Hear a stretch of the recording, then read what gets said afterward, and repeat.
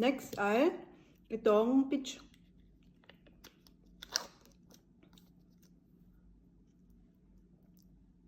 Maubos na yung berryville, oh. Kalahati na lang.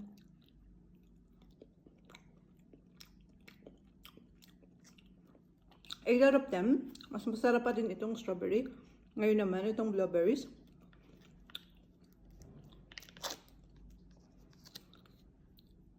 Tingnan niyo yung berryville.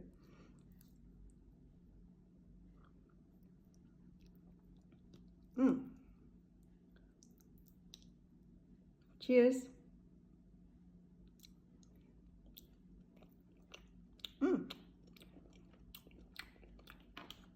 Sarap din.